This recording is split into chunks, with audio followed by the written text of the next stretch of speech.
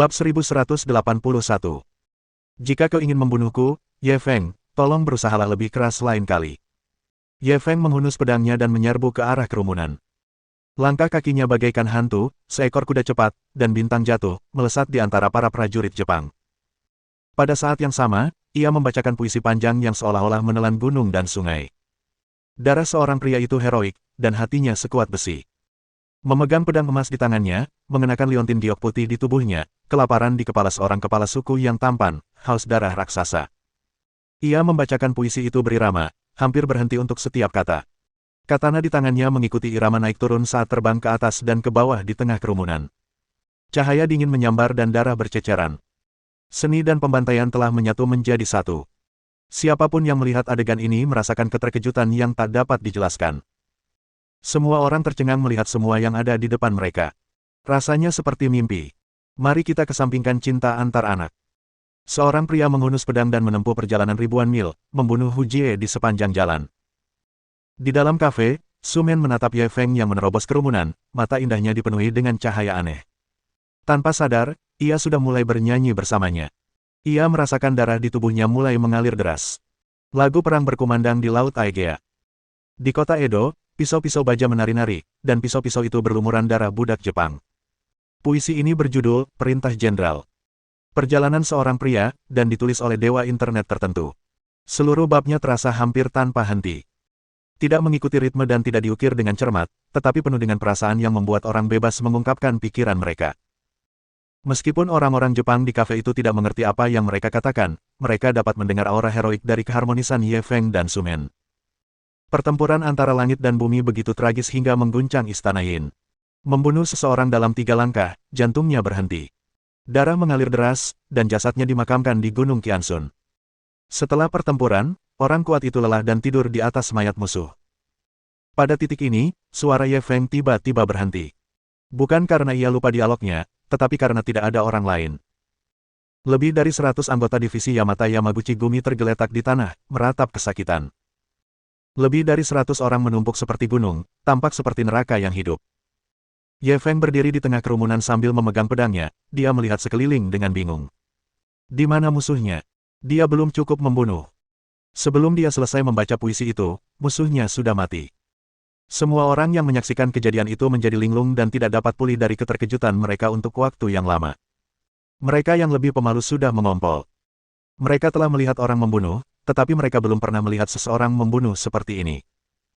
Satu orang, satu pedang, satu puisi, membunuh semua elit divisi Yamata Yamaguchi Gumi.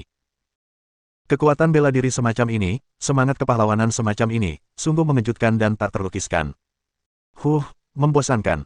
Ye Feng menggelengkan kepalanya. Dia melempar katananya. Katana menggambar parabola yang indah di udara dan akhirnya jatuh perlahan. Engah.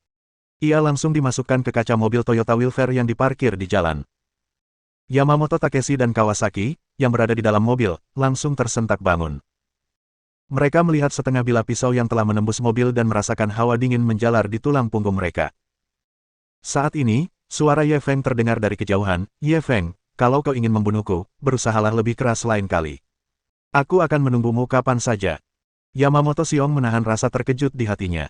Jalan. Kawasaki mencari-cari dengan panik. Yang mana pedal gasnya? Mereka berdua sudah ketakutan dengan kekuatan Ye Feng yang mengerikan. Mereka mengeluh dalam hati. Mereka benar-benar telah memprovokasi musuh yang begitu kuat.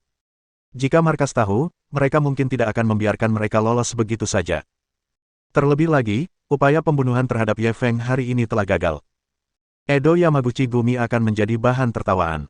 Untuk waktu yang lama di masa depan, mereka mungkin tidak akan mampu menghapus penghinaan ini. Mobil itu akhirnya menyala setelah banyak kesulitan, dan perlahan-lahan keluar. Ye Feng menatap mobil yang pergi. Bibirnya menyeringai saat ia berbalik dan berjalan kembali ke kafe. Semua orang di kafe menatapnya ngeri. Beberapa yang lebih pemalu sudah ambruk ke tanah, bergumam, jangan bunuh aku, jangan bunuh aku. Namun, Su Men tidak terlalu khawatir. Ia membenamkan kepalanya di pelukan Ye Feng. Xiao Feng, syukurlah kau baik-baik saja. Aku benar-benar mengkhawatirkanmu tadi. Jika sesuatu terjadi padamu, aku tidak akan hidup sendiri. Setelah bencana ini, ia telah sepenuhnya melepaskan jejak keraguan di hatinya. Air mata mengalir deras sebagai mutiara yang pecah saat ia mencurahkan isi hatinya kepada kekasihnya. Ye Feng menepuk punggungnya pelan. Kenapa kamu menangis? Aku baik-baik saja, kan? Tidak ada sehelai rambut pun yang rontok. Sayang sekali. Su Men mendongak dengan mata berkaca-kaca. Sayang sekali, ya. Ye Feng mendesah tak berdaya. Sayangnya, aku belum selesai membaca puisi itu. Separuh sisanya masih terpatri di hatiku, rasanya sangat tidak nyaman. Puci. Su Men langsung tersenyum dan memukul dadanya pelan. Miyamoto Sei menatap Ye Feng dengan ekspresi rumit. Setelah beberapa saat, ia membungkuk dalam-dalam. Kekuatan Tuan Ye sungguh luar biasa. Aku terlalu melebih-lebihkan diriku sendiri, aku tidak berani memikirkan Nona lagi. Ye Feng meliriknya. Mundur saat menghadapi kesulitan juga merupakan bentuk kebijaksanaan. Miyamoto Sei tersenyum pahit dan menoleh ke arah Su Men. Nona Su, saya ingin menyerahkan semua dana saya yang menganggur kepada Dongan Security untuk dikelola. Selain itu, saya hanya akan menagihnya dengan tingkat pengembalian terendah. Anda dapat menandatangani kontrak kapan saja. Su Men terkejut dan senang. Benarkah? Hebat sekali. Awalnya dia menawarkan persyaratan yang sangat menguntungkan kepada pihak lain, tetapi pihak lain tersebut hanya menyatakan bersedia mengambil sebagian kecil dana menganggurnya untuk diinvestasikan. Dia tidak menyangka dia akan membuat pengakuan sebesar itu sekarang. Miyamoto Sei menatap Ye Feng dalam-dalam. Alasan dia membuat konsesi sebesar itu adalah karena dia ingin menjilat Tuan Ye ini. Dengan kekuatannya yang mengerikan, bahkan Yamaguchi Gumi pun tak tertandingi. Mungkin suatu hari nanti, ia akan bisa memohon padanya. Ye Feng menepuk bahunya. Tuan Miyamoto, keputusan memilih Dongan Security memang bijaksana. Saudari Men tidak akan mengecewakan Anda. Miyamoto Sei mengangguk dengan nada memuja. Saya percaya pada kemampuan Nona Su, dan saya juga percaya pada kemampuan Tuan Ye. Kalian berdua benar-benar pasangan yang serasi. Aku mendoakan kalian berdua agar selalu panjang umur. Su Men awalnya mendengarkan dengan sangat serius, tetapi ketika dia mendengar bagian akhir kalimat itu, wajah cantiknya langsung memerah karena malu. Sebaliknya, Ye Feng sangat murah hati. Terima kasih atas berkahnya. Kami pasti akan bekerja keras. Ketika Su Men mendengar bahwa dia sebenarnya tidak menyangkalnya dan bahkan menurutinya, dia langsung merasa malu dan marah.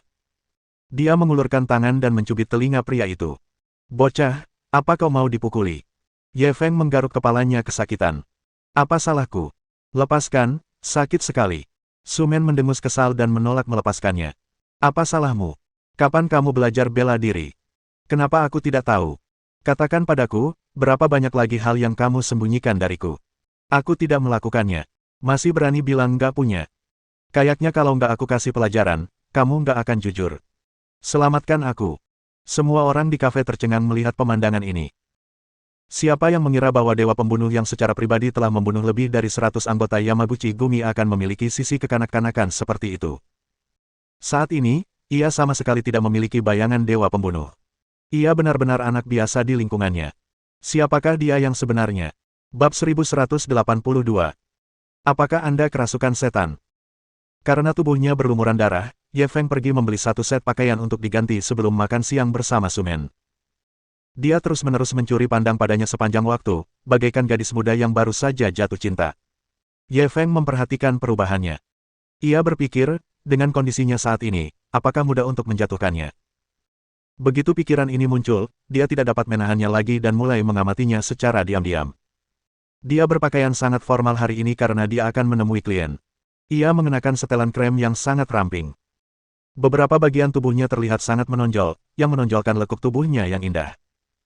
Ia mengenakan celana panjang lurus dan sepatu hak tinggi runcing berwarna senada, hanya memperlihatkan pergelangan kakinya yang seputih giok. Ia tampak sangat memikat. Sun Yan melihat pria itu terus menatap pergelangan kakinya dan langsung merasa malu. Ia perlahan menarik kakinya ke bawah kursi. Dalam hatinya, dia diam-diam menebak apakah Xiao Feng punya fetis khusus. Semakin malu dia, semakin Ye Feng ingin melakukan sesuatu. Dia akan memanfaatkannya. Pada saat ini, teleponnya tiba-tiba berdering. Dia telah mengganti nomor teleponnya ketika tiba di Jepang. Selain Chen Xuan dan beberapa orang lainnya, dia tidak memberitahu siapapun. Ide penelepon menunjukkan bahwa itu adalah nomor yang tidak dikenal. Dia mengangkat telepon dengan sedikit bingung. Siapa itu? Pihak lain tidak langsung bicara. Tepat ketika ia mengira pihak lain salah sambung dan hendak menutup telepon, suara seorang wanita tiba-tiba terdengar. Ini aku. Shen Baitian. Ye Feng terkejut. Setelah tiba di Jepang, ia mencoba menghubungi Shen Baitian, tetapi nomor yang digunakan Shen Baitian sebelumnya tidak lagi tersedia. Kemungkinan besar, ia mengganti nomornya setelah tiba di Jepang. Awalnya dia ingin mencari orang-orang dari Fortune Dragon Society, tetapi dia tidak menyangka wanita itu akan memanggilnya. Bai Tian, di mana kamu sekarang? Bagaimana kabarmu? Aku sudah mencarimu beberapa hari ini. Dia takut pihak lain akan menghilang lagi, jadi dia mengatakan banyak hal dalam satu tarikan napas. Sen Bai Tian mendengarkan dengan tenang sampai ia selesai berbicara. Lalu, ia berkata perlahan, kau mencariku. Kenapa kau mencariku? Ye Feng terdiam. 1. Aku hanya ingin bertemu denganmu. Sen Bai Tian terus bertanya, mengapa kamu ingin menemuiku? Ye Feng terbatuk kering. Aku ingin melihat bagaimana keadaanmu. Suara Sen Bai Tian agak dingin. Apa hubungannya kesejahteraanku denganmu? Ye Feng tidak tahu bagaimana menjawabnya. Namun, saat itu, ia mendengar tawa dari ujung sana. Aku cuma bercanda. Aku sudah lama lupa apa yang terjadi sebelumnya. Apa sekarang waktunya untukmu? Bagaimana kalau kita bertemu? Baru setelah itu Ye Feng merasa lega. Oke, kirim lokasinya, aku akan ke sana sekarang. Setelah menutup telepon, dia menatap Su Men dengan tatapan meminta maaf. Kakak Men, maaf banget. Aku harus ketemu teman. Petik 2. Su Men menatapnya dengan nada menggoda. Untuk bertemu pacar kecilmu. Ye Feng membantah, tidak, dia hanya teman wanita biasa. Su Men menatapnya. Apakah dia cantik? Tidak apa-apa, kan? Ekspresi Ye Feng sedikit canggung. Seberapa jauh kemajuanmu? Su Men tiba-tiba merasuki Conan dan mulai mencari tahu penyebabnya. Apa yang kau pikirkan? Dia hanya teman biasa. Kau menginap di hotel mana? Biar ku antar kau pulang. Ye Feng tidak ingin berdebat lagi dengannya tentang topik ini. Ia segera mengganti topik. Tidak perlu. Aku masih harus berbelanja nanti. Aku akan pulang sendiri setelah berbelanja. Sebaiknya kau cepat bertemu pacar kecilmu. Wajah Su Men tidak menunjukkan kelainan apapun. Baiklah kalau begitu. Hati-hati. Ye Feng mengingatkannya lagi. Ia berbalik dan berjalan keluar restoran. Setelah dia pergi, senyum di wajah Su Men berangsur-angsur membeku. Dia tahu bahwa Ye Feng dikelilingi oleh banyak wanita, termasuk mantan asistennya, Feng Jingyi. Ia benar-benar ingin meyakinkan dirinya sendiri untuk menerimanya dan tidak mempedulikannya. Selama ia masih punya tempat di hatinya, semuanya akan baik-baik saja. Namun, entah mengapa, saat mendengar dia akan mencari wanita lain, dia tetap merasa sangat kesal. Bocah nakal, kenapa kamu harus begitu sempurna? Sekalipun kamu punya kekurangan, itu bagus. Dengan cara ini, aku akan punya alasan untuk membencimu. Tempat pertemuan Sen Bai Tian dan Ye Feng yang telah disepakati adalah sebuah taman. Di sana, banyak pasangan muda sedang membicarakan cinta. Ketika dia tiba, dia melihat Sen Bai Tian duduk di bangku taman dari jauh. Saat itu, seorang pria sedang menggodanya, tetapi Sen Bai Tian jelas sedikit tidak sabar. Ia terus menggelengkan kepala dan menolaknya, tetapi pria itu terus mengganggunya. Ye Feng berjalan mendekat dan duduk di samping Sen Bai Tian.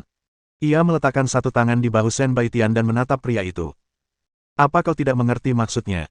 Pria itu melihat Sen Bai Tian tidak melawan. Meskipun agak enggan, ia hanya bisa pergi dengan bijaksana. Ada orang yang merayu kamu kapan saja dan di mana saja. Ye Feng berbalik dan menatap Sen Bai Tian. Riasannya memang tipis hari ini, tapi tidak merusak penampilannya. Malah, ia tampak sedikit lebih polos. Sen Bai Tian memasang ekspresi puas di wajahnya. Benar. Kemanapun aku pergi, orang-orang selalu mengantre untuk merayuku. Ye Feng mengerutkan bibirnya. Mana, pacarmu? Apa dia tidak ikut denganmu? Sen Bai Tian memelototinya. Kau tahu aku mencoba membuatmu marah, tapi kau masih saja mengatakannya. Ye Feng menahan tawanya. Lalu kamu masih marah sekarang? Sen Bai Tian mendengus dan memalingkan muka. Tentu saja. Siapa yang memintamu untuk tidak mengejarku di bandara?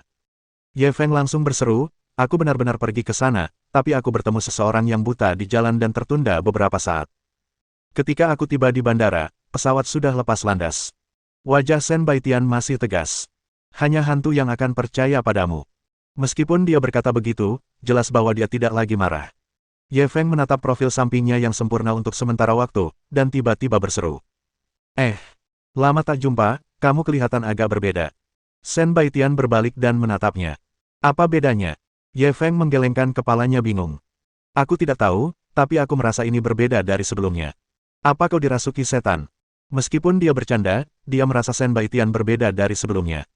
Mungkinkah Jepang memiliki kekuatan sihir yang begitu dahsyat sehingga dapat mengubah seseorang dalam waktu sesingkat itu? Benarkah?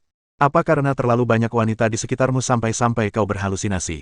Shen Baitian tersenyum dan menggoda. Ye Feng terdiam. Meskipun ia masih merasa ada yang salah dengan wanita itu, ia terpaksa mengganti topik karena wanita itu menolak bercerita. Bagaimana kabarmu di Jepang? Apa kau sudah terbiasa? Shen Baitian mengangguk. Cukup bagus, saya belajar banyak dan punya banyak teman, rasanya sangat memuaskan. Oh, Ye Feng menjawab dan terdiam. Dalam perjalanan ke sini, dia punya banyak hal untuk dikatakan, tetapi setelah melihatnya, dia tiba-tiba tidak tahu harus berkata apa. Mereka berdua duduk dengan tenang di bangku dan memperhatikan orang-orang yang datang dan pergi di taman. Setelah sekian lama, Shen Baitian berbicara lebih dulu. Tidak ada yang perlu kau jelaskan padaku. Bab 1183. Dia bahkan lebih jelek darimu, kenapa aku harus menyukainya? Ye Feng sedikit bingung. Jelaskan apa? Shen Baitian menatapnya dengan mata indahnya. Kenapa kau tidak mengejarku hari itu? Apa kau tidak peduli padaku sama sekali? Ye Feng menjelaskan dengan canggung, aku baru saja mengatakannya. Sebenarnya aku pergi mengejarmu hari itu, tapi ada kecelakaan di jalan dan aku tertunda beberapa saat. Saat saya akhirnya tiba di bandara, pesawat Anda sudah lepas landas. Shen Baitian sedikit tertekan. Rasanya ini takdir. Kukira kau sama sekali tidak peduli padaku. Ye Feng tersenyum malu dan mengganti topik lagi. Oh benar, bagaimana kau tahu nomor teleponku? Aku baru saja mengganti nomorku ketika aku datang ke sini. Jepang, jadi hanya sedikit orang yang mengetahuinya. Petik 2. Shen Baitian tersenyum misterius. Aku punya caraku sendiri. Aku bisa melihat semua yang kau lakukan di Jepang. Jadi, jangan coba-coba berbuat jahat. Aku sudah mengawasimu. Mendengar leluconnya, Ye Feng pun ikut santai dan menggodanya, benarkah? Kalau begitu aku harus berhati-hati kalau berbuat jahat lagi. Shen Baitian bercanda dengannya sebentar sebelum kembali serius. Aku mengajakmu keluar hari ini karena aku ingin membicarakan beberapa hal denganmu. Tunggu sebentar. Ye Feng tiba-tiba menyela, karena pada saat itu, sebuah notifikasi sistem terdengar di telinganya, navigasi perburuan harta karun terdeteksi, silakan lurus sejauh 20 meter dan belok kanan. Setelah mendengar pemberitahuan sistem, dia terdiam. Notifikasi sistem ini benar-benar tahu cara memilih waktu. Tidak bisakah menunggu Shen Baitian selesai berbicara? Meski dalam hatinya dia mengumpat, tapi dia tidak berani lengah. Lagi pula, navigasi perburuan harta karun sistem itu cepat berlalu dan tidak dapat ditunda sedetik pun. Baitian, tiba-tiba aku teringat sesuatu. Aku harus mengurusnya sekarang. Bisakah kau menungguku di sini? Ia buru-buru berdiri dan meminta maaf kepada Shen Baitian. Ada apa? Shen Baitian menatapnya bingung. Dia baik-baik saja tadi. Kenapa tiba-tiba terjadi sesuatu? Ini. Ye Feng menggaruk kepalanya. Dia tidak tahu bagaimana menjelaskannya. Untungnya, Shen Baitian tidak bertanya lebih lanjut. Ia hanya bertanya, bolehkah aku ikut denganmu? Ia berpikir sejenak. Memang tidak baik meninggalkan seorang gadis di sini. Ia hanya bisa mengangguk setuju. Kalau begitu, ayo kita pergi bersama. Setelah mengatakan itu, dia membawa Shen Baitian keluar dari taman. Di bawah bimbingan sistem navigasi, keduanya berbelok di dua jalan berturut-turut. Saat menunggu lampu lalu lintas, Ye Feng secara tidak sengaja memperhatikan seorang wanita yang juga sedang menunggu lampu lalu lintas. Wanita itu cukup cantik. Ia mengenakan gaun putih dan memancarkan aura suci dan murni. Namun, wajahnya agak pucat dan matanya agak sayu. Ia tampak sakit-sakitan, yang membuatnya tampak kurang menarik. Tentu saja, Ye Feng tidak tertarik dengan penampilannya. Setidaknya dalam hal ini, wanita ini jauh lebih lemah daripada dewi seperti Shen Baitian. Hal utama yang menarik perhatiannya adalah tas kain di tangannya. Tas kain itu terlihat tua dan pudar, membuatnya tidak terlalu mencolok. Namun, wanita itu memeluknya erat-erat, seakan-akan ia sedang memegang harta karun. Sulit untuk tidak curiga dengan tindakan aneh ini. Wanita itu tampaknya menyadari tatapannya dan berbalik menatapnya dengan sedikit sikap permusuhan. Pada saat yang sama, Shen Baitian menyodok Ye Feng dan menggodanya dengan suara rendah, dasar orang mesum, kau tak bisa bergerak saat melihat wanita cantik. Ye Feng memelototinya dengan marah. Omong kosong apa yang kau bicarakan? Dia bahkan lebih jelek darimu. Kenapa aku harus menyukainya? Siapa yang kau sebut jelek? Shen Baitian mengacungkan tinjunya ke arahnya dan mengancam. Ye Feng memasang ekspresi polos. Maksudku, kamu tidak seburuk dia, apa salahnya? Shen Baitian menggertakkan giginya karena marah, tetapi ia tidak menemukan kesalahan apapun pada pria itu. Apa yang dikatakannya tampaknya benar. Mungkinkah ia lebih jelek dari wanita itu? Pada saat ini, lampu hijau akhirnya menyala. Wanita itu membawa tas kain dan berjalan cepat ke depan. Ye Feng juga memanggil Shen Baitian dan mengikutinya. Shen Baitian akhirnya menyadari apa yang salah dengan kata-katanya. Seharusnya dia tidak berdebat tentang siapa yang lebih jelek dari siapa. Kenapa mereka harus membandingkan siapa yang lebih jelek? Alih-alih membandingkan siapa yang terlihat lebih baik. Setelah memikirkannya, dia mencubit lengan Ye Feng. Orang jahat besar. Ye Feng hanya tersenyum tipis. Ia tidak melanjutkan perdebatannya. Secara kebetulan, rute yang diberikan kepadanya oleh sistem navigasi sama persis dengan rute yang diberikan wanita dengan tas itu. Akibatnya, ketika perempuan itu berhenti menunggu lampu hijau, mereka pun ikut berhenti. Ketika perempuan itu pergi, mereka mengikutinya. Wanita itu sepertinya salah paham. Matanya penuh kewaspadaan saat meliriknya.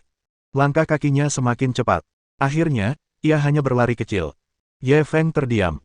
Ia kini diperlakukan sebagai seorang fanatik. Dia awalnya ingin mengerjai dan mengejar pihak lain untuk menakut-nakutinya. Namun, karena ada misi sistem yang harus diselesaikan, ia terlalu malas untuk membuat masalah lagi. Ia terus berjalan perlahan dengan kecepatannya sendiri dan segera kehilangan jejak wanita itu. Beberapa menit kemudian, dia membawa Shen Baitian ke Pegadaian dan bertemu wanita itu lagi. Wanita itu sedang berbicara dengan manajer ketika melihat mereka berdua masuk. Ekspresinya berubah drastis. Ye Feng tertawa. Benar-benar kebetulan. Bab 1184. Saya sangat suka perangko ini. Bisakah Anda menjualnya kepada saya? Ketika manajer Pegadaian melihat Ye Feng dan Shen Baitian masuk, dia langsung meninggalkan wanita itu dan menghampiri mereka. Mau digadaikan atau ditebus? Mata manajer itu melirik ke arah mereka berdua, seolah-olah sedang menebak kekayaan bersih mereka. Pegadaian seperti ini tidak hanya menggadaikan barang, tetapi juga menjual barang kedaluarsa yang tidak bisa ditebus. Tempat ini bisa dibilang setengah toko barang antik. Ye Feng melambaikan tangannya dengan santai. Kami hanya melihat-lihat. Sambil berbicara, dia berpura-pura mengambil barang antik di rak dan mengaguminya. Melihat ini, sang manajer hanya bisa berjalan kembali ke wanita itu. Nona Oda, apa yang ingin Anda gadaikan kali ini? Ye Feng memperhatikan situasi di sana. Dari kata-kata manajer, dia tahu bahwa ini bukan pertama kalinya wanita ini datang untuk menggadaikan barang. Oda-san itu melirik Ye Feng dengan waspada. Ia ragu sejenak sebelum mengeluarkan kantong kain di tangannya. Kali ini perangko. Manajer mengambil tas itu dan membukanya lapis demi lapis. Jelaslah bahwa perempuan ini sangat mementingkan perangko ini. Ia membungkusnya dalam 6 atau 7 lapisan. Ketika ia membuka lapisan terakhir, terdapat sebuah kotak kayu kecil yang indah di dalamnya. Kotak kayu itu terbuat dari kayu nanmu emas, dan ukiran di atasnya sangat indah.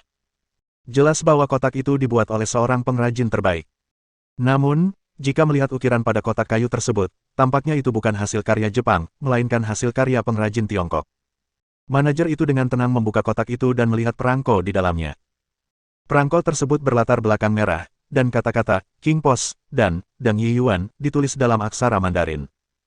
Begitu manajer membuka kotak itu, Ye Feng sudah mengaktifkan pemindaian mendalam sistem. Sejumlah besar informasi muncul di benaknya. Stempel Yiyuan Dinasti Qing, diverifikasi keasliannya, stempel merah tidak dicap pada tiket asli. Stempel ini dicetak oleh Bea Cukai Dinasti Qing pada tahun 1896 oleh perusahaan Jalan Wudu Huade Negeri Elang, hanya 50 buah yang dicetak. Dan hanya tersisa di dunia. Nilai sistem, 5 juta. Yuan Tiongkok. Ketika dia melihat pesan ini, dia agak terkejut.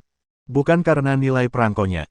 Dengan perspektifnya saat ini, bahkan jika perangko itu bernilai 50 juta, dia tidak akan terlalu terkejut, apalagi perangko senilai 5 juta.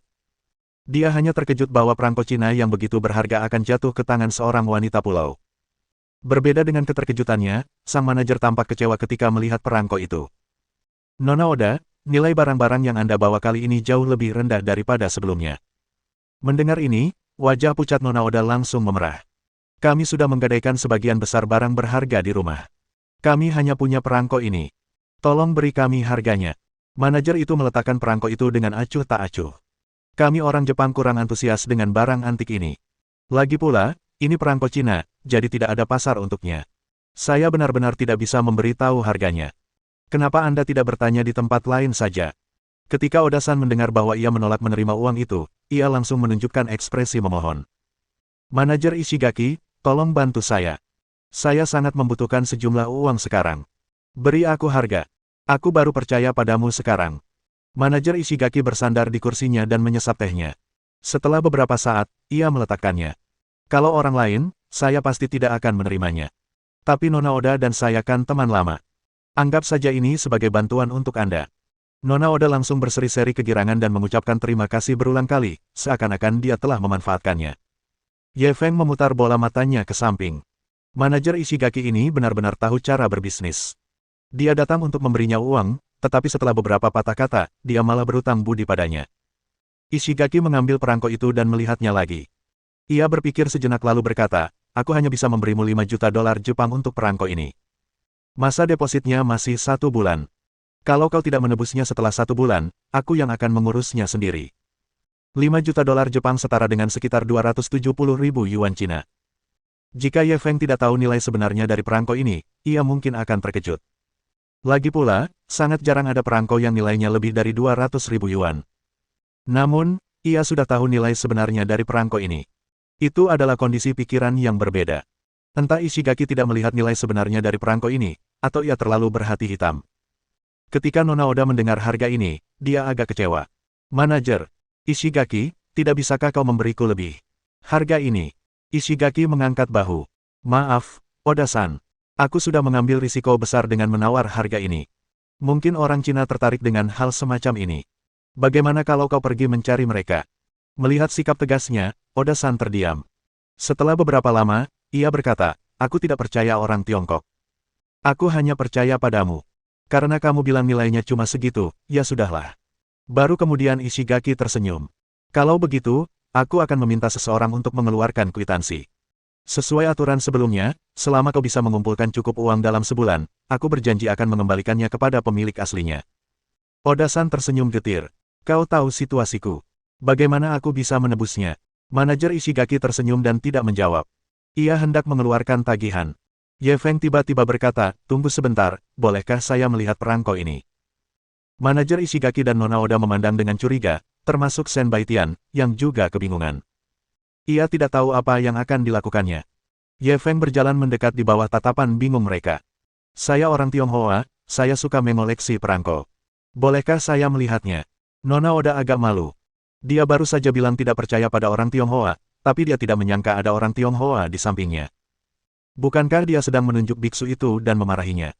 Meskipun manajer Ishigaki sangat tidak puas dengan orang Tionghoa yang melompat keluar untuk menghentikannya, ia tidak bisa berkata apa-apa di depan Nona Oda.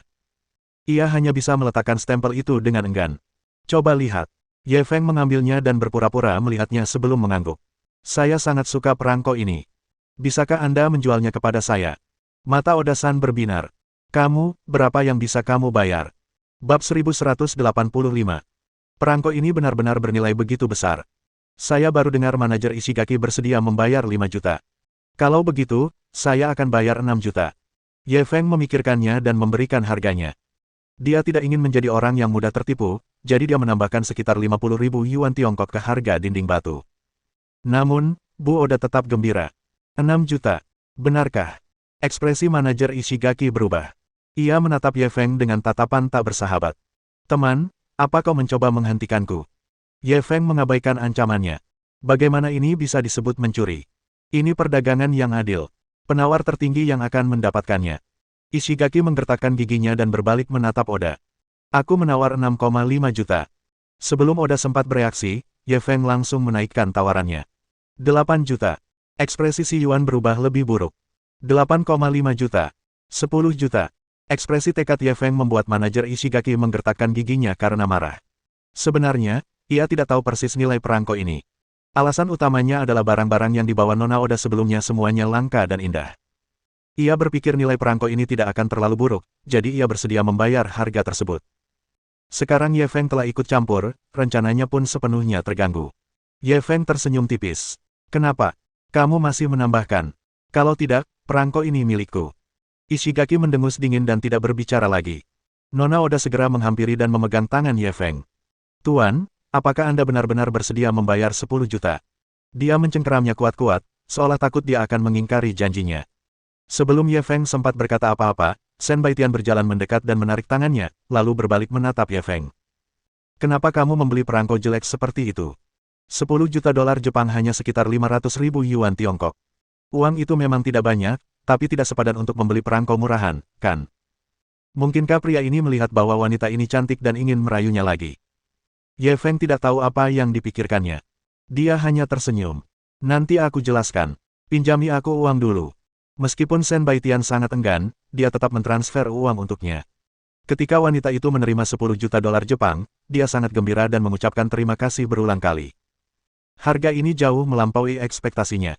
Ishigaki tak dapat menahan diri untuk bergumam pada dirinya sendiri, orang Tiongkok memang bodoh dan kaya. Dia merasa perangko ini paling-paling hanya bernilai beberapa juta dolar Jepang.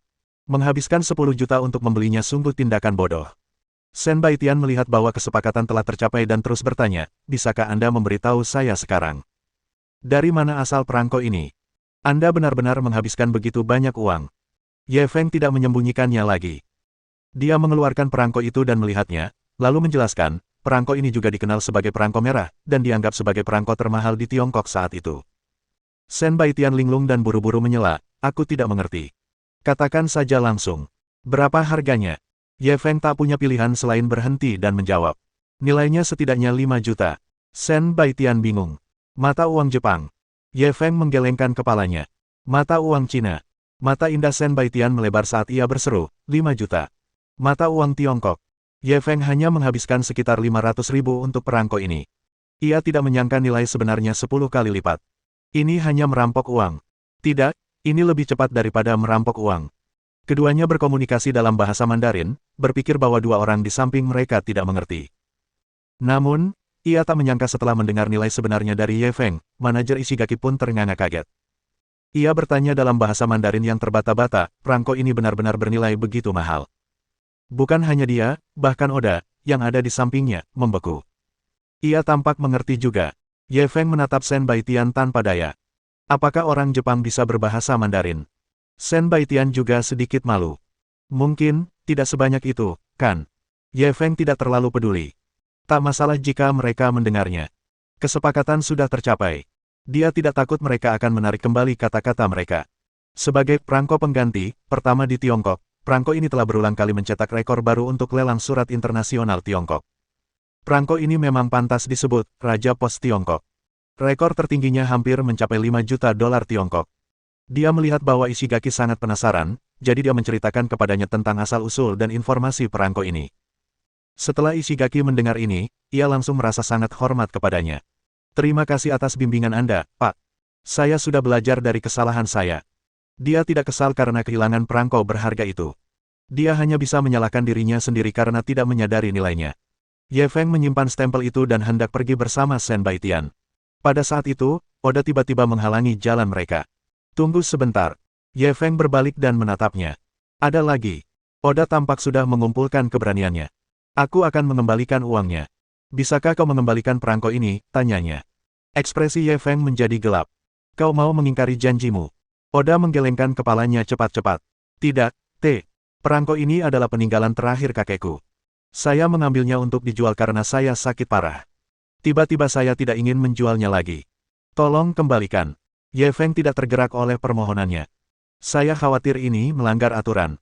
Kamu sudah menerima uangnya. Perangko ini tidak ada hubungannya denganmu lagi. Bagaimana kamu bisa mengambilnya kembali? Oda tampak seperti hendak menangis. Orang tuaku meninggal dalam kecelakaan mobil ketika aku masih sangat kecil.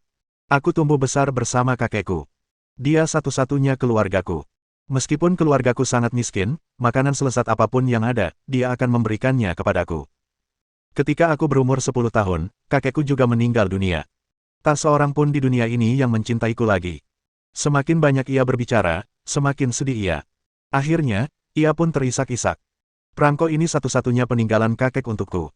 Setiap kali aku putus asa, aku akan dipenuhi harapan begitu melihatnya. Kalau saja aku tidak sakit parah kali ini, aku pasti tidak akan menjualnya. Wajahnya sudah pucat, dan sekarang dia menangis, dia tampak semakin menyedihkan. Hati Sen Baitian melunak. Ia tak tahan lagi. Ia segera menarik lengan Ye Feng. Dia sungguh menyedihkan. Kembalikan saja padanya. Bab 1186. Apakah ini dianggap membalas kebaikan dengan rasa tidak berterima kasih? Meskipun Ye Feng tidak mempercayai cerita yang diceritakan wanita itu kepadanya, tetapi ketika dia mendengar bahwa Sen Baitian telah memohon belas kasihan, dan itu hanya perangko senilai 5 juta, dia tidak terlalu peduli. Dia segera menyerahkan kotak kayu beserta perangkonya. Wanita itu segera berhenti menangis dan mengulurkan tangan untuk mengambilnya. Saat itu, manajer Ishigaki tiba-tiba bergegas menghampiri. Tunggu sebentar. Ye Feng mendengar teriakannya dan segera menarik tangannya. Wanita itu hanya bisa bernapas. Ekspresinya berubah gugup. Manajer Ishigaki bergegas menghampiri dan memelototi wanita itu. Oda-san, kenapa kau berbohong pada pria ini? Ekspresi wanita itu berubah. Manajer Ishigaki, aku. Kapan aku berbohong padanya? Jangan bicara omong kosong. Sambil berbicara, dia menatap Ishigaki. Namun, Ishigaki tetap bergeming. Bukankah kau mengarang cerita itu tadi untuk mendapatkan simpati pria ini? Dan kau bilang kau tidak berbohong. Sen Baitian menatapnya dengan heran. Dia mengarang semua cerita itu barusan. Ishigaki mengangguk. Kalian semua tertipu olehnya. Dia sama sekali bukan yatim piatu. Dia putri sulung keluarga Oda. Ekspresi wanita itu berubah drastis dan dia berteriak, diam. Saat ini, aura murni dan lemah yang sebelumnya ia miliki telah sirna, digantikan oleh aura yang kejam. Namun, Ishigaki tidak gentar. Ia melanjutkan, kepala keluarga Oda pertama, yang juga merupakan kakek buyut Oda-san ini, ikut serta dalam invasi dan mencuri banyak barang dari pihakmu. Perangko ini pasti telah direbut saat itu. Sen Baitian tercengang.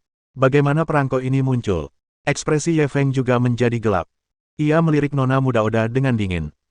Ishigaki melanjutkan, keluarga Oda dulunya memiliki beberapa pabrik di masa jayanya, tetapi generasi demi generasi tidak memikirkan kemajuan dan terus hidup dari modal lama mereka. Kalau soal Oda-san, dia malah lebih boros lagi. Sekarang, dia sudah menghambur-hamburkan semua aset keluarga Oda. Oda berdiri di sana, ekspresinya tidak yakin, tetapi dia tidak terus menghentikannya. Oda-san ini tidak hanya hidup mewah, tapi juga kecanduan narkoba. Menjual semua aset keluarganya saja tidak cukup. Dia bahkan pergi mencari uang dengan tubuhnya. Aku mengatakan ini karena aku ingin kalian berdua melihat sifat aslinya dan tidak tertipu oleh kata-katanya yang manis. Dia baru saja mendengar nilai sebenarnya dari perangko ini dan ingin menarik kembali kata-katanya. Ishigaki menyelesaikan penjelasannya dalam satu tarikan napas, lalu menatap Oda-san dengan jijik. Sen Baitian tercengang. Ia hampir tertipu oleh kata-kata manis wanita ini. Ia tidak menyangka wanita ini ternyata orang seperti itu. Namun Ye Feng tidak terlalu terkejut, karena dia sudah melihat bahwa wanita ini adalah seorang pecandu narkoba, tetapi dia tidak menyangka ada begitu banyak hal kotor di balik ini. Oda mencibir sambil melirik Ishigaki. Sudah selesai. Benar, aku anak yang hilang, pecandu narkoba, dan pelacur. Karena kamu tahu identitasku, kamu harus tahu bahwa jika kamu menekanku terlalu keras, aku akan melakukan apa saja. Setelah mengatakan itu, dia berbalik menatap Ye Feng dengan dingin. Kembalikan perangkoku, atau bayar aku sesuai nilai sebenarnya, kalau tidak. Ye Feng menatapnya dengan senyum dingin. Kalau tidak, apa? Tatapan Oda semakin tajam. Kalau tidak, jangan pernah berpikir untuk meninggalkan tempat ini hidup-hidup. Ye Feng langsung tertawa. Siapa yang baru saja memintaku untuk membelinya? Aku khawatir kau lupa, kalau bukan karena aku, kau mungkin sudah menjualnya seharga 5 juta. Apa ini dianggap membalas kebaikan dengan rasa tidak berterima kasih? Ekspresi Oda berubah dingin. Sudahlah. Kau mau mengembalikannya atau tidak? Ekspresi Ye Feng menjadi gelap. Sejujurnya, aku sama sekali tidak peduli dengan perangko. Bahkan jika aku mengembalikannya kepadamu, itu bukan masalah besar. Tapi karena kamu sudah mengatakannya seperti ini, aku benar-benar ingin melihat apa yang bisa kamu lakukan padaku. Oda memelototinya tajam. Baiklah, kalau begitu jangan menyesalinya. Setelah berkata demikian, dia segera mengeluarkan telepon genggamnya dan menelepon. Sen Baitian menatap Ye Feng dengan tatapan meminta maaf. Maaf, seharusnya aku tidak menanyakan nilai perangko ini. Ye Feng menepuk bahunya. Tidak apa-apa, aku ingin melihat apa yang bisa dia lakukan pada kita. Wanita itu segera menutup telepon dan menatapnya lagi. Belum terlambat bagimu untuk menyesal sekarang. Kembalikan perangkonya dan aku akan membiarkanmu pergi. Ketika orang-orangku tiba, kau tidak akan bisa pergi meskipun kau mau. Ye Feng mencibir. Aku membelinya dengan uang. Kenapa aku harus mengembalikannya padamu? Wanita itu mencibir. Tunggu saja, nanti kau menyesal. Setelah berkata demikian, dia pun memblokade pintu masuk pegadaian. Banyak pelanggan yang datang ke pegadaian melihat kejadian ini dan pergi dengan hati-hati. Ishigaki diam-diam menyalahkan dirinya sendiri karena terlalu banyak bicara. Kemungkinan besar, situasinya tidak akan baik-baik saja. Akan tetapi, karena keadaan sudah seperti ini, dia hanya bisa melakukannya selangkah demi selangkah. Ketika diam-diam mengamati Ye Feng, ia menyadari bahwa tamu Tiongkok ini masih tenang. Ia tak bisa menahan diri untuk mengaguminya. Dia segera mempersilakan Ye Feng duduk dan meminta bawahannya untuk menyajikan sepoci teh, seraya melanjutkan pertanyaan tentang perangko itu. Setelah sekitar 20 menit, bala bantuan yang diminta wanita itu akhirnya tiba. Sebuah mobil van hitam berhenti di luar pegadaian dan sekelompok orang melompat keluar dari mobil itu. Wajah Oda-san berseri-seri dan dia segera menghampirinya. Ishigaki tak bisa diam lagi. Ia berdiri dan melihat keluar. Ekspresinya berubah drastis saat menatap Ye Feng. Oh tidak, Tuan, Anda seharusnya melompat keluar jendela dan melarikan diri.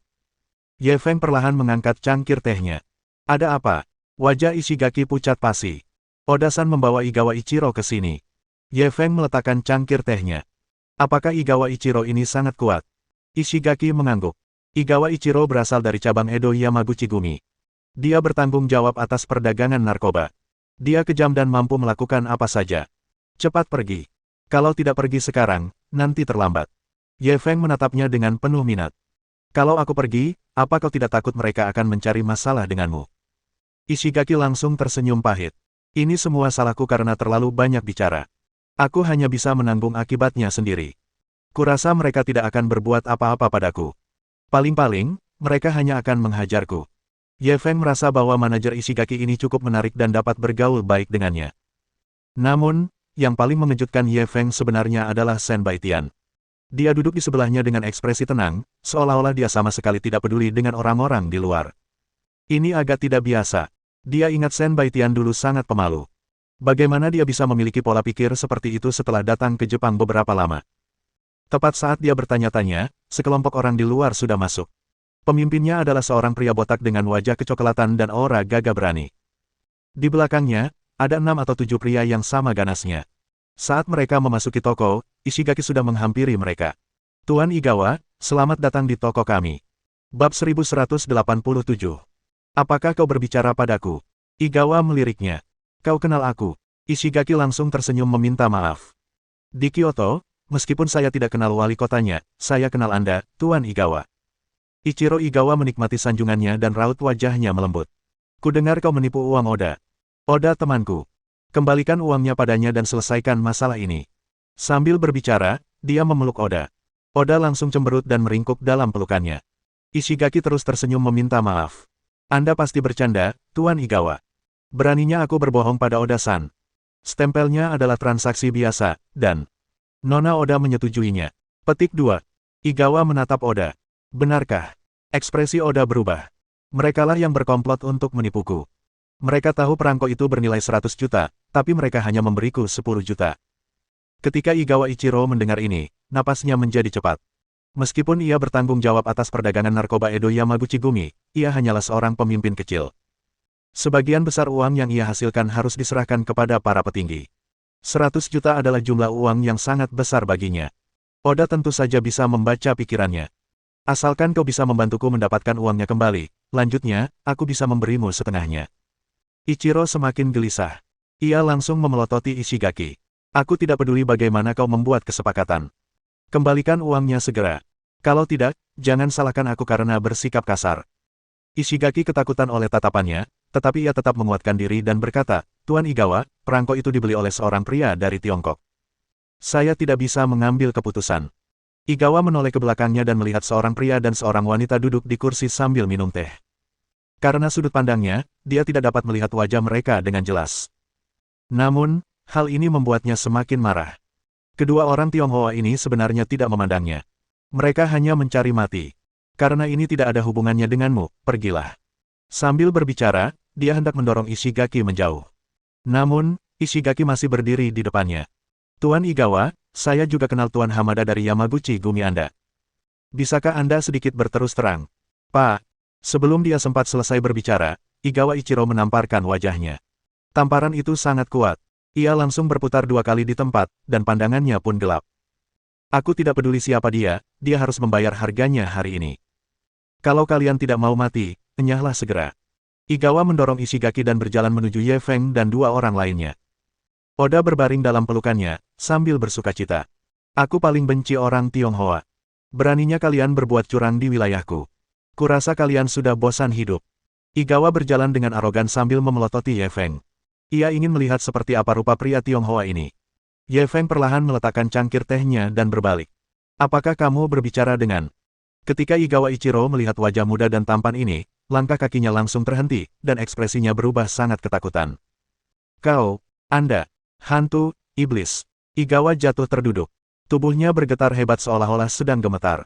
Selangkangannya langsung basah. Ia begitu ketakutan hingga mengompol. Oda dan anak buahnya tercengang ketika melihat ini.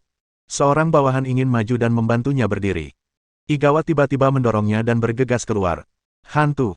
Perubahan ini begitu tiba-tiba sehingga semua orang di toko tercengang dan bingung. Mengapa Igawa yang terkenal dari Edo Yamaguchi Gumi tiba-tiba begitu ketakutan? Berhenti. Tepat saat Igawa Ichiro hendak berlari keluar dari pegadaian, sebuah suara tiba-tiba terdengar. Salah satu kaki Igawa sudah melangkah keluar dari toko, tetapi dia tiba-tiba berhenti, tidak berani bergerak sedikitpun. Kembalilah. Suara Ye Feng terdengar lagi. Yang mengejutkan, Igawa bahkan tidak punya nyali untuk kabur seolah-olah terkena kutukan. Ia hanya berjalan kembali dengan patuh. Kau kenal aku? Ye Feng masih duduk di kursi. Ia melirik Igawa. Igawa Ichiro tiba-tiba tampak berubah menjadi anjing puk. Ia buru-buru memasang senyum memuja. Ah, aku mau. Pagi ini, di luar kafe Xiaoye, Wakil Presiden Yamamoto dan saya melihat Anda dari jauh. Ketika dia memikirkan kejadian pagi ini, saat Ye Feng membantai seluruh divisi Yamata, rambutnya berdiri tegak. Itu hanyalah kehidupan yang seperti iblis. Ye Feng menatapnya. Bibirnya melengkung membentuk senyum. Tadi kau bilang kau paling membenci orang Tionghoa dan kau ingin aku yang menanggung akibatnya. Igawa Ichiro bergidik dan menarik Oda ke samping. Tuan Ye, aku mendengarkan desakan perempuan Jalang ini. Sambil berbicara, ia menamparkan wajah Oda. Jalang, beraninya kau memfitnah Tuan Ye. Kalau kau tidak mau hidup, jangan seret aku ke bawah bersamamu. Oda sudah tercengang. Ia ditampar ke tanah dan masih belum pulih dari keterkejutannya. Siapakah pria Tionghoa ini? Igawa Ichiro adalah seorang pemimpin kecil Edo Yamaguchi Gumi dan telah mengalami banyak hal. Bagaimana mungkin ia begitu ketakutan sekarang? Dia tampaknya mendapat masalah besar. Bab 1188. Hanya saja aku memukul mereka sedikit lebih keras. Sen Baitian juga sangat terkejut. Dia telah berada di Jepang selama beberapa waktu, jadi dia tentu tahu betapa kuatnya Yamaguchi Gumi di Jepang. Mereka selalu menjadi orang yang menindas orang lain. Kapan mereka pernah melihat orang lain menindas mereka? Dan Ye Feng baru berada di Jepang selama beberapa hari, namun ia mampu membuat Yamaguchi Gumi begitu takut. Bagaimana dia melakukannya? Saat itu, Igawa Ichiro bergegas maju, meninju, dan menendang Oda, lalu menjambak rambutnya dan memaksanya berlutut di depan Ye Feng. Jalang, kenapa kau tidak memohon ampun pada Tuan Ye? Kalau Tuan Ye tidak mengampunimu, tak seorang pun bisa menyelamatkanmu. Oda akhirnya bereaksi. Ia buru-buru bersujud kepada Ye Feng dan memohon, Ye. Nir. Ya, tolong lepaskan aku, El. Aku sempat tersihir. Tolong lepaskan aku. Ye Feng menatapnya tanpa berkedip. Igawa sangat kejam barusan. Ia telah menghajar wajah cantiknya hingga tak bisa dikenali. Wajahnya tampak sangat menyedihkan. Tahukah kau apa artinya serakah? Perangkomu ini hanya bisa dijual seharga 5 juta, tapi aku memberimu 10 juta. Namun, kau tidak tahu caranya merasa puas dan masih ingin menguji keberuntunganmu. Kau hanya bisa menyalahkan diri sendiri atas hasil yang kau dapatkan saat ini. Ya. Aku sendiri yang menanggung akibatnya. Aku akan mengembalikan uangnya padamu. Aku tidak menginginkan apapun lagi. Aku hanya memohon padamu untuk menyelamatkan nyawaku. Oda telah sepenuhnya mengorbankan harga dirinya dan terus bersujud memohon belas kasihan. Ye Feng tak mau repot-repot merendahkan dirinya setingkat gadis bodoh ini. Ia menoleh ke arah Igawa yang ada di sampingnya. Ketika Igawa Ichiro menyadari bahwa ia sedang menatapnya, ia langsung menggigil dan berlutut di tanah. Tuan Ye, tolong ampuni nyawaku. Yamaguchi Gumi mereka telah menyinggung Tuan Ye pagi ini, jadi dia pasti tidak akan melepaskannya dengan mudah. Menghadapi permohonannya, Ye Feng tidak berkata sepatah kata pun. Ia hanya duduk di sana dan menyesap tehnya. Pegadaian pun terdiam. Keheningan yang menakutkan ini membuat Igawa merasa seolah-olah setiap detik adalah setahun. Dia juga dapat mengatakan bahwa jika dia tidak memberikan penjelasan yang memuaskan kepada pihak lain hari ini, mungkin akan sangat sulit baginya untuk keluar dari sini hidup-hidup. Ia telah menyaksikan sendiri cara-cara dewa pembunuh ini. Bahkan wakil presiden mereka, Yamamoto, pun lari ketakutan, apalagi dirinya. Sambil memikirkan hal itu, dia tiba-tiba mengeluarkan sebuah belati dari belakangnya. Sen Baitian mengira ia akan mencelakai Ye Feng, dan ia buru-buru berdiri di depannya. Namun, dia segera menyadari bahwa dia terlalu banyak berpikir. Igawa Ichiro memegang belati dan menatap Ye Feng. Tuan Ye, saya salah hari ini. Saya akan memberikan penjelasan yang memuaskan. Setelah berkata demikian, belati itu menusuk dengan ganas, langsung menembus tangan kirinya, menyebabkan darah mengucur keluar. Wajah Igawa pucat karena kesakitan, tetapi dia tidak berani bersuara. Semua orang yang hadir terkejut. Orang ini juga kejam. Semua orang kemudian menatap Ye Feng. Mereka ingin mendengar apa yang dia katakan. Ye Feng perlahan meletakkan cangkir tehnya. Ia mengangkat kepalanya dan meliriknya. Enyahlah. Terima kasih, Tuan Ye. Saraf Igawa yang tegang akhirnya mengendur. Ia berkata dengan penuh syukur, terima kasih telah menyelamatkan nyawaku. Setelah berkata demikian, dia pun segera melarikan diri bersama anak buahnya. Oda ragu-ragu sejenak, lalu bangkit dan mengikutinya. Baru setelah melihat Ye Feng tidak menghentikannya, ia mempercepat langkahnya dan melarikan diri. Baru kemudian Shen Baitian perlahan berkata, Ye Feng, apa yang kau lakukan? Mengapa orang-orang Yamaguchi Gumi begitu takut padamu? Ye Feng tersenyum. Bukankah kau bilang setiap gerakanku di Jepang tak luput dari pandanganmu? Shen Baitian memutar matanya ke arahnya. Aku bercanda. Kalau aku benar-benar punya kemampuan, apa aku perlu bertanya padamu? Cepat beritahu aku, apa yang kau lakukan? Ye Feng menyesap tehnya seolah tidak terjadi apa-apa. Bukan apa-apa, aku baru saja membunuh 100 orang. Kurasa mereka dari divisi Yamata. Begitu dia mengatakan ini, Shen Baitian langsung linglung. Mata indahnya terbelalak lebar. Divisi Yamata. Kudengar itu departemen paling elit di Edo Yamaguchi Gumi. Semua orang di dalamnya adalah master. Kau, membunuh mereka semua. Mereka mengambil inisiatif untuk membunuhku. Aku terpaksa melawan, tapi aku terlalu kasar. Ye Feng memasang ekspresi polos. Hanya sedikit lebih berat. Shen Baitian hampir menjadi gila. Membantai semua anggota divisi Yamaguchi Gumi Yamata, kalau sedikit saja terlalu berat, lalu apa yang disebut berat? Tidak heran jika Yamaguchi Gumi memandangnya seolah-olah dia adalah hantu. Sekarang masuk akal. Ye Feng, seberapa kuat dirimu sebenarnya? Shen Baitian sangat penasaran dengan pertanyaan ini. Mampu menghabisi divisi Yamata Yamaguchi Gumi sendirian, seberapa mengerikankah kekuatannya? Aspek mana yang kamu maksud? Ye Feng tersenyum nakal. Shen Baitian baru bereaksi setelah sekian lama. Wajah cantiknya langsung memerah dan ia menepuk bahunya. Bisakah kau lebih serius? Ye Feng menggenggam tangan kecilnya. Aku serius, kekuatanku diranjang jauh lebih kuat daripada saat aku tidak diranjang. Pergi ke neraka. Shen Baitian menarik kembali tangannya dan berjalan keluar karena malu. Ye Feng juga tersenyum dan berdiri. Saat itu, Ishigaki menghampiri dengan wajah penuh rasa terima kasih. Tuan Ye, terima kasih telah menyelamatkan saya tadi. Kalau tidak, akibatnya tak terbayangkan. Ye Feng balas tersenyum. Sebenarnya, kamu bisa saja menghindarinya. Kenapa kamu malah mengundang masalah barusan? Wajah Ishigaki menunjukkan sedikit ketegasan. Saya selalu percaya pada kata, kejujuran, dalam berbisnis. Kali ini, memang Oda-san yang bersikap tidak masuk akal. Tentu saja, saya harus membela keadilan. Ye Feng tersenyum dan mengangguk. Ini jarang terjadi, saya harap Anda bisa bertahan. Setelah itu, dia berbalik dan berjalan keluar. Sesampainya di pintu, ia tiba-tiba berhenti. Ia berbalik dan berkata kepada Ishigaki, pembakar dupa di rakmu lumayan. Kau bisa minta seseorang untuk menaksirnya. Meninggalkan kalimat yang membingungkan itu, dia pergi tanpa menoleh ke belakang. Ishigaki langsung bingung. Pembakar dupa itu digadaikan oleh pelanggan sebelumnya. Ketika tanggal yang disepakati tiba, tidak ada yang datang untuk menebusnya. Ia hanya menjualnya dan mematok harga 5 juta. Namun, orang Jepang tidak seantusias orang Cina terhadap barang antik ini. Mereka telah menjualnya selama lebih dari setengah tahun, tetapi tidak ada yang tertarik. Mungkinkah ada sesuatu yang istimewa tentang pembakar dupa ini? Bab 1189. Seni iblis macam apa ini? Meskipun Ishigaki tidak dapat menemukan jawabannya, ia tetap segera menghubungi seorang ahli di bidang tersebut. Berdasarkan penilaian bersama beberapa pakar yang berwenang, mereka akhirnya sampai pada kesimpulan yang mengejutkan. Pembakar dupa ini merupakan mahakarya dari periode negara-negara berperang di Jepang, dan sangat terawat. Sungguh langka. Pada akhirnya, semua orang dengan suara bulat memberikan perkiraan nilai lebih dari 500 juta dolar Jepang, yang berarti sekitar 30 juta yuan Tiongkok.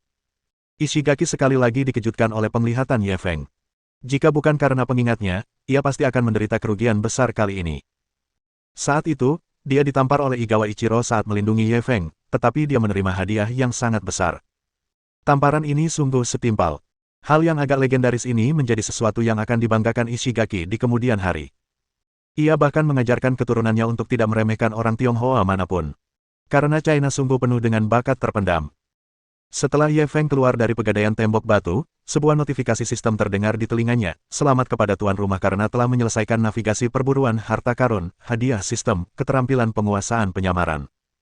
Mendengar hadiah itu, ia pun berhenti. Hadiahnya kali ini sebenarnya adalah sebuah keterampilan. Samaran. Tepat saat dia merasa bingung, sejumlah besar informasi tentang teknik penyamaran menyerbu ke dalam pikirannya. Teknik penyamaran yang diberikan sistem sebenarnya lebih seperti teknik tata rias, tetapi lebih canggih dari teknik tata rias biasa. Pertama, ia perlu meramu salep sendiri.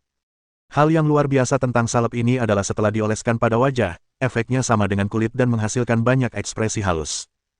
Ditambah dengan teknik penyamaran yang diberikan sistem, itu sudah cukup untuk mengubah penampilannya. Setelah memahami betapa mengerikannya teknik penyamaran ini, tangannya tiba-tiba terasa gatal. Ia ingin segera merasakan efek dari teknik penyamaran ini. Pada saat ini, Shen Baitian masih menunggunya di dekatnya. Dia memutar matanya, berbalik, dan pergi ke toko kosmetik di sebelahnya. Ketika dia keluar 10 menit kemudian, wajahnya telah berubah. Meskipun kosmetik yang dijual di toko jauh kurang efektif dibandingkan salep dalam sistem, dia masih bisa menyamarkan dirinya sampai batas tertentu dengan teknik penyamarannya. Dia memiliki penampilan yang halus dan fitur wajah yang lembut. Akan tetapi, setelah mengubah penampilannya, fitur wajahnya menjadi lebih bersudut, memberikan kesan tegas. Sudut bibirnya melengkung membentuk senyum nakal saat dia berjalan menuju Shen Baitian. Shen Baitian sudah mulai tidak sabar menunggu. Saat itu, suara seorang pria terdengar dari belakangnya. "Nona, Anda sangat cantik. Saya ingin mentraktir Anda makan. Saya ingin tahu apakah Anda bersedia memberi saya muka." Shen Baitian langsung mengerutkan kening dan menoleh ke arah pria itu. "Maaf, saya sedang menunggu teman." Dia mengira karena dia sudah menolaknya, dia akan pergi dengan bijaksana. Tanpa diduga, pria itu tidak pergi, malah maju 2 langkah lebih dekat. "Teman mana yang kau tunggu? Aku kaya raya. Kau tahu berapa banyak wanita yang ingin berkencan denganku. Kau harus menghargai kesempatan ini." Shen Baitian mundur selangkah dan membentak, "Apa urusanmu denganku, punya uang atau tidak? Cepat pergi." Nada suaranya memang sudah tidak bagus, tetapi pria itu sangat keras kepala. Ia meletakkan tangannya di bahunya dan berkata, "Jangan terlalu dingin. Kita hanya berteman." Wajah cantik Shen Baitian berubah dingin. Ia segera mengulurkan tangan kanannya dan meraih pergelangan tangan pria itu. Kemudian, dengan gesper terbalik yang rapi dan bersih, ia memutar lengan pria itu ke belakang punggungnya. "Sial, kapan kau menjadi begitu kuat?" Pria itu tiba-tiba berseru, tetapi kali ini dia menggunakan bahasa Mandarin, dan suaranya sangat familiar. Ye Feng." Shen Baitian terkejut dan segera melonggarkan cengkeramannya. Pria itu melepaskan diri dari cengkeramannya dan berbalik menatapnya. "Kapan kamu belajar kungfu?" Shen Baitian tidak menjawab. Sebaliknya, ia mencubit wajahnya. "Apakah kamu Ye Feng? Kamu? Bagaimana kamu menjadi seperti ini?" Ye Feng mengeluarkan pembersih riasan dari sakunya dan menghapus riasan di wajahnya, mengembalikan penampilan aslinya. "Ini hanya trik kecil." Shen Baitian sangat terkejut hingga mulutnya menganga. Ia terdiam lama. Seni iblis macam apa ini? Menjadi manusia hidup. Ye Feng melempar setumpuk kosmetik ke tempat sampah, lalu tersenyum padanya. "Ini namanya penyamaran." Shen Baitian lalu menutup mulutnya. "Bukankah ini terlalu menakjubkan? Bahkan aku pun tidak bisa mengenalinya. Bisakah kau mengajariku?" Ye Feng berpura-pura misterius. "Ini rahasia keluarga Ye kita. Rahasia ini diwariskan kepada laki-laki, bukan perempuan." Shen Baitian memutar matanya. "Kecil, kau belum menjawabku. Kapan kau menjadi begitu kuat?" Ye Feng terus bertanya, genggaman Shen Baitian begitu bersih dan efisien sehingga ia terkejut. Tatapan Shen Baitian sedikit mengelak. "Tidak, aku. Bukankah aku datang ke Jepang untuk belajar? Demi keamanan, aku pergi belajar taekwondo selama beberapa hari." Ye Feng menatapnya dengan curiga. "Kamu sudah begitu mahir hanya dalam beberapa hari belajar. Dari guru mana kamu belajar?" Shen Baitian tampaknya tidak ingin membahas topik ini lebih lanjut dan langsung mengganti topik. "Oh ya, aku datang menemuimu kali ini karena ada sesuatu yang ingin kukatakan padamu. Ini tentang peta harta karun rahasia Raja Siang." Ye Feng memang tertarik dengan kata-katanya. "Bagaimana dengan peta harta karun rahasia Raja Siang?" Shen Baitian menatapnya dengan serius. "Saya pergi ke pesta koktail beberapa hari yang lalu dan tidak sengaja mendengar seseorang berbicara di telepon. Mereka menyebutkan peta harta karun rahasia Raja Siang. Bab 1190. Bukankah ini diskriminasi?" Ye Feng mengerutkan kening. Bahkan di Tiongkok, sangat sedikit orang yang tahu tentang peta harta karun rahasia Raja Siang, apalagi di Jepang. Jika apa yang dikatakan Shen Baitian benar, maka masalah ini sungguh layak untuk diperhatikan. Lalu, tanyanya dengan tenang. "Aku tahu kau sedang mencari peta harta karun rahasia Raja Siang, jadi aku sengaja pergi menemuinya." Shen Baitian menjelaskan semuanya dengan tenang. "Orang itu adalah CEO perusahaan perdagangan Kawamoto Edo, namanya Kawamoto Hideki. Lagi pula, orang ini tahu segalanya tentang provinsi Guangdong Selatan seperti punggung tangannya. Dia bahkan tahu tentang keberadaanmu." Ye Feng mendengarkan penjelasan Shen Baitian. Alisnya semakin berkerut. Sekalipun dia tahu Provinsi Guangdong Selatan dengan sangat baik, dia seharusnya tidak tahu tentang peta harta karun rahasia Raja Siang, kan? Apa kau sudah bertanya bagaimana dia tahu? Shen Baitian mengangguk. Saya bertanya kepadanya secara tidak langsung, tetapi setiap kali menyangkut peta harta karun rahasia Raja Siang, dia sengaja mengalihkan topik. Saya takut menimbulkan kecurigaan, jadi saya tidak melanjutkan bertanya. Ye Feng menatap Shen Baitian dengan serius. Informasi ini sangat penting. Serahkan sisanya padaku. Kamu sendirian di Jepang, kamu harus jaga diri. Shen Baitian langsung berseri-seri kegirangan. Jangan khawatir. Kakekku telah mengatur banyak pengawal secara rahasia. Aku sangat aman. Faktanya, Ye Feng telah memperhatikan bahwa ada beberapa orang yang melindungi Shen Baitian dalam kegelapan, tetapi menurutnya, orang-orang ini terlalu lemah. Belum lagi dia, jago bela diri manapun bisa dengan mudah menghadapi orang-orang ini. Dia bertanya-tanya apakah dia harus secara diam-diam mengatur agar anggota aliansi pembunuh Sirius melindunginya. Shen Baitian seolah membaca pikirannya dan langsung menepuk bahunya. Oh, jangan khawatirkan aku. Aku masih harus kembali ke sekolah nanti. Kamu bisa pergi mengerjakan tugasmu. Biar kuantar kau pulang, kata Ye Feng sopan, tapi Shen Baitian tetap menolaknya dan meninggalkannya sendirian di dalam taksi. Melihat taksi itu pergi, Ye Feng tidak dapat menahan diri untuk tidak cemberut. Ketika ia melihat Shen Baitian kali ini, ia merasa Shen Baitian sepertinya menyimpan banyak rahasia. Namun, karena Shen Baitian enggan mengungkapkannya, ia terlalu malas untuk menyelidiki lebih lanjut. Siapa yang tidak punya rahasia? Ketika ia kembali ke hotel, Cheng Feier sudah kembali. Ia sedang duduk di lantai ruang tamu, memilah-milah dokumen.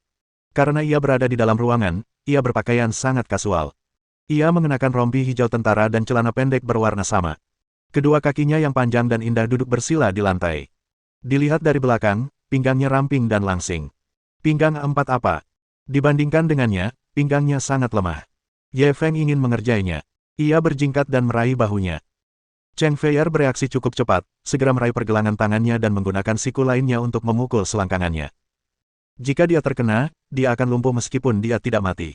Ye Feng segera melepaskannya dan melompat mundur. Sial, kau terlalu kejam, iya. Cheng Feier bahkan tidak menoleh dan terus merapikan dokumennya. Apa kamu tidak bosan? Ye Feng duduk di sofa dan melirik dokumen di tangannya. Bagaimana kerjasamanya? Cheng Feier menyerahkan dokumen-dokumen yang telah disortirnya. Perusahaan-perusahaan dagang di Jepang sangat aktif. Sejauh ini, lebih dari 20 perusahaan telah menghubungi kami. Saya sudah menyaringnya. Ini 10 perusahaan dengan kekuatan dan reputasi yang baik. Ye Feng mengambilnya dan membolak-balik beberapa halaman sebelum tiba-tiba berhenti. Bagaimana kabar perusahaan dagang Kawamoto ini? Cheng Feier bahkan tidak melihat informasinya dan langsung berkata, perusahaan dagang Kawamoto ini cukup kuat. Bisa masuk dalam 10 besar perusahaan dagang di Edo. Nama presidennya Kawamoto Hideki. Tahun ini dia berusia 45 tahun dan lulus dari Universitas Waseda. Ye Feng mendengar bahwa dia mengingatnya dengan sangat jelas dan terkesan. Tidak buruk, kamu adalah sekretaris yang sangat bertanggung jawab. Mata Cheng Feier berbinar bangga. Apapun yang kulakukan, aku harus melakukan yang terbaik. Ye Feng tersenyum kagum. Kenapa kamu tidak mengundurkan diri dari tim keamanan dan menjadi sekretaris tetapku?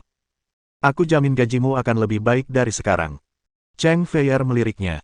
Aku tidak mau ke perusahaan swasta. Ye Feng langsung tersadar. Apakah dia sedang diremehkan?